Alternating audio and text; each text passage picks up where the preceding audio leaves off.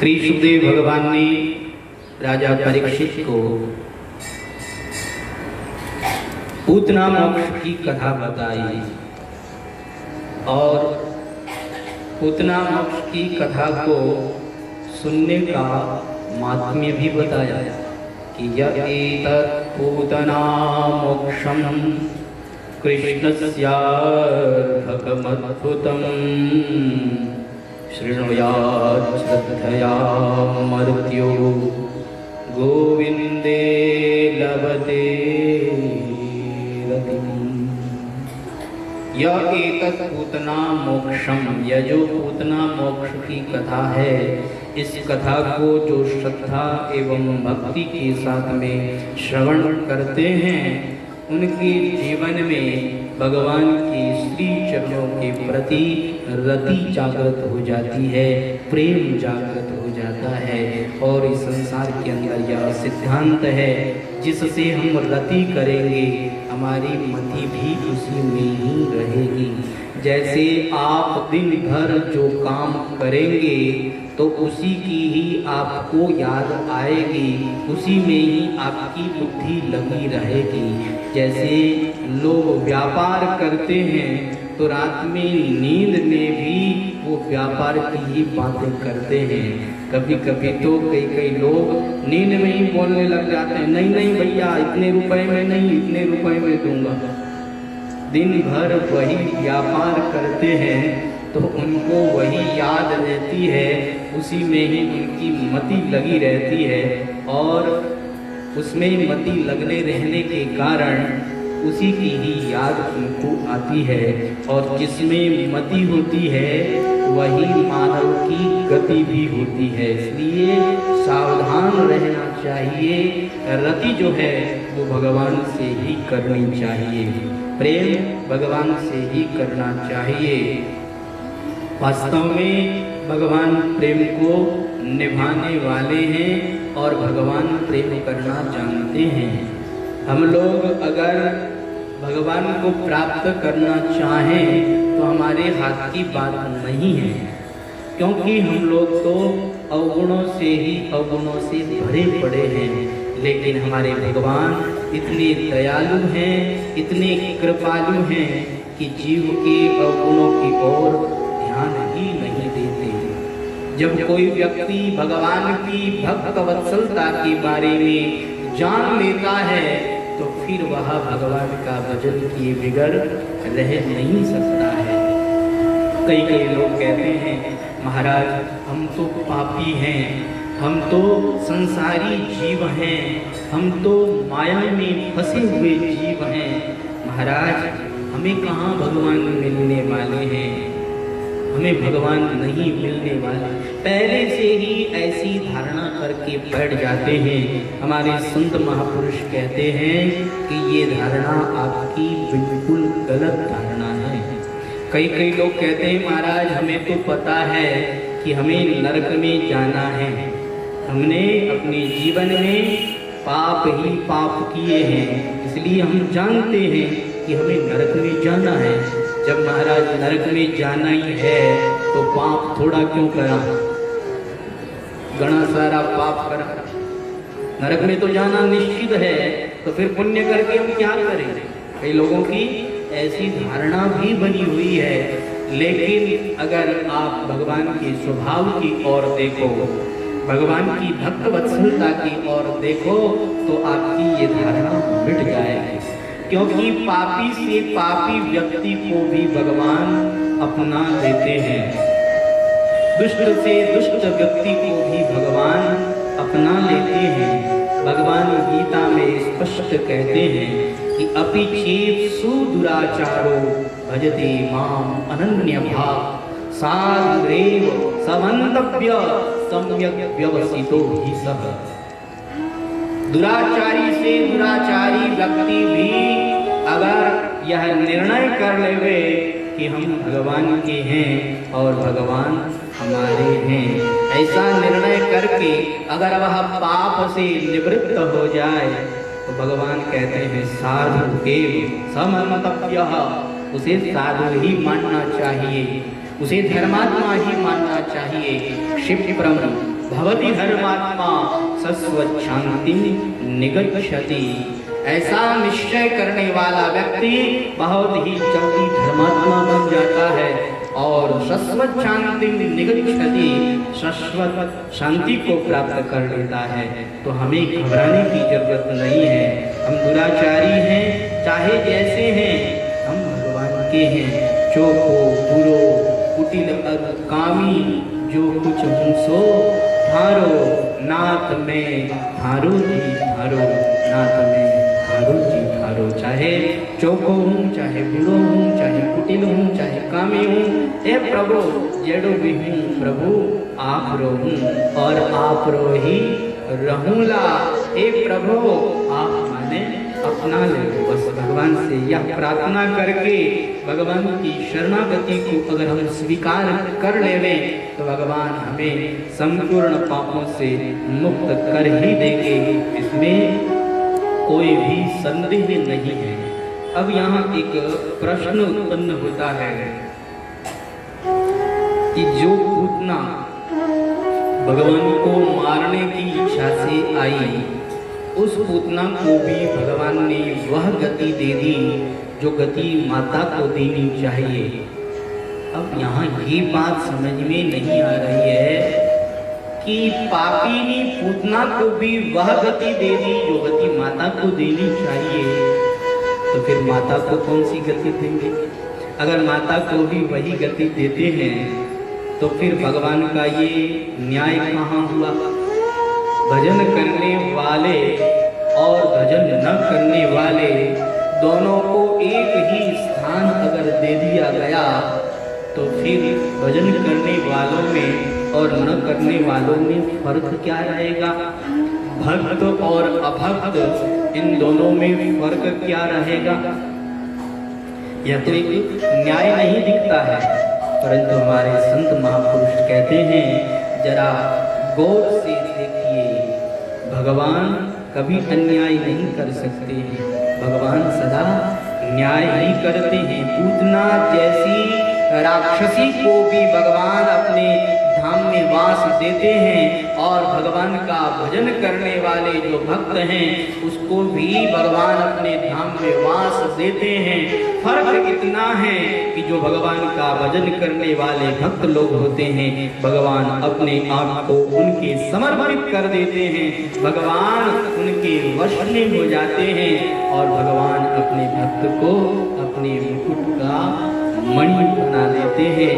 यही भगवान का भक्तों के साथ में न्याय है। देखिए इस संसार के अंदर अन्याय हो सकता है, लेकिन हमारे भगवान के यहाँ कभी अन्याय नहीं हो सकता है। इस संसार में तो ऐसा देखने में आया है कि बिल्कुल पोलम पोल है। एक ऐसे राजा हुए जिनके यहाँ पर टके शेर भाजी और टके शेर खाजा मिलता था। अंधेर नगरी चौपट राजा, टके शेर भाजी टके शेर खाजा। खाजा भी टके में मिलता था और भाजी भी, सब्जी भी टके में मिलती थी। अंधेर नगरी थी, चौपट राजा था, कुछ उसे मालूम नहीं था। मंत्री लोग जैसे कहते वैसे ही निर्णय सुना देता था। हुआ ये कि एक दिन एक दीवार के गिरने से बकरी की मौत हो गई। राजा के पास में सूचना पहुंची तो राजा ने कहा कि देखो बकरी को किसने मारा? कहा दीवार ने। कहा ऐसा करो दीवार को फांसी की सजा दे दो। अरे महाराज दीवार को फांसी की सजा नहीं दी जाती है, तो फिर किसको दे? कहा जिसने दीवार बनाई उसको देनी चाहिए। बुलाओ कारीगर को बुलाओ। अब कारीगर को बुलाया गया और कहा कि देखो तुमने दीवार ठीक नहीं बनाई, दीवार गिर गई, बकरी की मौत हो गई, इसलिए तुम्हें फांसी की सजा दी जाएगी। बोलो तुम्हें कुछ कहना है क्या? उसने कहा क्या किया जाए, मैंने तो दीवार सही बनाई थी, कैसे बचे? तो उसने कहा महाराज एक मेरी बात सुनिए, मैंने दीवार तो सही बनाई थी, परंतु वो जो मजदूर था उस मजदूर ने माल ज्यादा गीला कर दिया और माल ज्यादा गीला कर दिया, दीवार कच्ची रह गई, दीवार गिर गई, बकरी की मौत हो गई। तो महाराज इसमें मेरी गलती नहीं है, मजदूर की गलती है। चलो भैया मजदूर को ही बुलाओ। अब मजदूर को बुला करके कहा कि एक बकरी की मौत हो गई, उस बकरी को न्याय दिलाने के लिए तुम्हें फांसी की सजा दी जाएगी, तुमने माल गीला क्यों किया। अब मजदूर तो थर थर कांपने लगा, लेकिन मजदूर को भी एक उपाय सूझ गया। उसने कहा कि देखो, जिस समय में मैं माल गीला कर रहा था महाराज, उस समय में मैंने ऐसे एक मोटे महात्मा को देखा कि मैं उसे देखता ही रह गया और पानी ज्यादा गिर गया, माल गीला हो गया, जिसके कारण ये दीवार कच्ची रह गई, बकरी मर गई, बकरी की मौत हो गई। महाराज इसमें मेरी गलती नहीं है, वो मोटे महात्मा वहां से क्यों निकले, उनकी गलती है। कहा उस मोटे महात्मा को बुलाओ। अब मोटे महात्मा को बुलाया गया। अब वो महात्मा राज दरबार में पहुंचे। राजा ने कहा कि तुम खा खा करके बहुत मोटे हो गए हो, अब तुम्हें फांसी की सजा दी जाएगी। अब वो जो महात्मा थे उनके एक गुरु थे, 2 चेले थे और एक गुरु थे। दोनों भिक्षा लेने के लिए जाते थे। एक दिन इस अंधेर नगरी में ये लोग पहुंचे और यहाँ अंधेर नगरी में भिक्षा लेने के लिए इनका यह शिष्य आया। और जब इसने ये देखा कि यहाँ पर तो अंधेर नगरी है, चौपट राजा है, टके सेर भाजी और टके सेर खाजा मिलता है, तो यहाँ तो बड़ा आराम रहेगा, यहाँ ज़्यादा भिक्षा के लिए घूमना नहीं पड़ेगा, एक टके में इतनी भाजी मिल जाती है, इतना खाजा मिल जाता है, फिर क्यों घूमेंगे। तो उसने अपने गुरुदेव से कहा कि गुरुदेव मैं तो इस नगरी में ही रहूँगा, क्योंकि इस नगरी में ज़्यादा मेहनत नहीं करनी पड़ती है। गुरुदेव ने कहा देख, ये अंधेर नगरी है, कभी भी किसी भी समय तुम्हारे पर आपत्ति आ सकती। का नहीं महाराज, मेरे ऊपर कोई आपत्ति नहीं आने वाली, मैं तो यहीं रहूंगा। शिष्य ने जिद कर लिया। गुरुदेव ने कहा चलो ठीक है, तुम यहीं रहो, लेकिन देखो जब भी तुम आपत्ति में हो, विपत्ति में हो, तो उस समय में मुझे याद कर लेना। आज उस शिष्य को याद आया अपने गुरु का वचन। उसने कहा कि अब तो गुरुदेव ही मुझे बचा सकते हैं, अन्यथा ये राजा तो मुझे फांसी पर लटका ही देगा। अब उसने तुरंत गुरुदेव का स्मरण किया और गुरुदेव वहाँ उपस्थित हो गए। अब उससे पूछा गया कि तुम्हारी कोई अंतिम इच्छा हो तो बता दो। कहा गुरुदेव से मैं एकांत में बात करना चाहता हूँ। कहा चलो ठीक है, कर आओ। गुरुदेव और शिष्य दोनों एकांत में गए और एकांत में जाकर के उस शिष्य ने गुरु के पैर पकड़ लिए। महाराज आपने मुझे मना किया था, लेकिन मैं नहीं माना और आज इस मुसीबत में पड़ गया हूँ। अब इस मुसीबत से तो मुझे आप ही बचा सकते हैं। तो गुरुदेव ने कहा देखो तुम्हें कुछ नहीं करना है, जब तुम्हें फांसी की सजा लगाई जाए उस समय में मैं चिल्लाऊंगा कि नहीं नहीं, मेरे चेले को मेरे रहते हुए फांसी की सजा कैसे लगा सकते हैं, मुझे फांसी की सजा लगाई जाए। और जब मुझे फांसी की सजा लगाने लगे तो तुम चिल्लाना नहीं नहीं, मेरे रहते हुए और मेरे गुरुदेव को कैसे फांसी लगाई जा सकती है, मुझे पहले फांसी लगाई जाए। बस केवल इतना ही करना है, आगे का काम मैं अपने आप कर लूँगा। अब वो शिष्य आया, उसको फांसी के फंदे पर जैसे ही लटकाने लगे, गुरुदेव कहने लगे नहीं नहीं भैया, मेरे चेले को नहीं, मुझे फांसी की सजा लगाओ, मेरे चेले को छोड़ दो, मेरे रहते हुए ऐसा कैसे हो सकता है। कहा ठीक है महाराज, आपको मरने की बहुत जल्दी है तो आप आ जाइए। अब गुरुदेव को फांसी की सजा लगाई जाने लगी और उस समय में वो चेला चिल्लाने लगा नहीं नहीं, मेरे रहते हुए मेरे गुरु को कैसे फांसी लगाई जा सकती है, मुझे फांसी की सजा लगाई जाए। अब तो गुरु शिष्य दोनों लड़ने लगे, कहने लगे नहीं, मुझे फांसी की सजा लगाई जाए। इतने में मंत्री आए और आकर के कहने लगे ये क्या हो रहा है, किस बात का झगड़ा हो रहा है। कहा महाराज ये गुरु और शिष्य दोनों मरने के लिए बड़े उतावले हो रहे हैं, लड़ाई कर रहे हैं, झगड़ा कर रहे हैं कि पहले हम मरेंगे। मंत्री ने कहा अरे क्या बात है, तुम मरने के लिए इतने उतावले क्यों हो रहे हो। तो गुरुदेव कहते हैं कि देखो मंत्री जी, इस समय में जो मुहूर्त है, इतना बढ़िया मुहूर्त है, इतना बढ़िया मुहूर्त है कि इस मुहूर्त में जो मरेगा सीधे भगवान के वैकुंठ धाम में जाएगा। मंत्री जी ने कहा तुम दोनों किनारे हो जाओ, मैंने बहुत पाप किए हैं, मुझे जाने दो वैकुंठ में, मैं जाऊंगा वैकुंठ में। जैसे ही मंत्री जी की फांसी की सजा लगाई जाने लगी, अब तो पता लगा राजा को।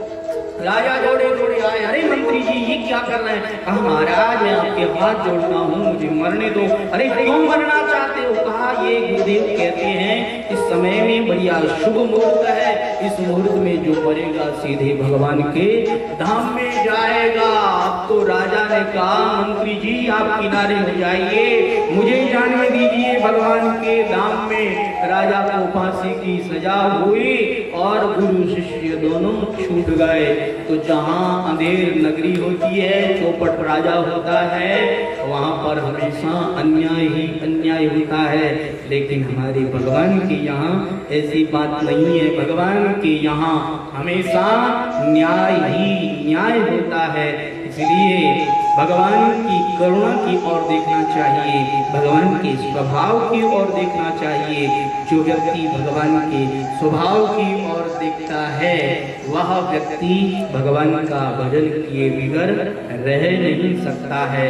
भगवान शंकर स्वयं कहते हैं कि उमा राम स्वभाव जय जाना, ताहि भजनु तजी भावन आना। हे उमा, जो राम के स्वभाव को जान लेते हैं वो राम जी का भजन किए बिगर रह नहीं सकते हैं। ऐसा भगवान का निर्मल स्वभाव है, सुंदर स्वभाव है। तो पूतना का भगवान ने उद्धार किया, ऐसी राक्षसी का भगवान ने उद्धार किया, तो क्या भगवान हमारा उद्धार नहीं कर सकते हैं? भगवान हमारा भी उद्धार कर सकते हैं। इधर भगवान श्री कृष्ण के लिए रोज नए नए उत्सव मनाए जा रहे हैं, आनंद मनाया जा रहा है। भगवान आए हैं, पूरे गोकुल में आनंद ही आनंद छाया हुआ है।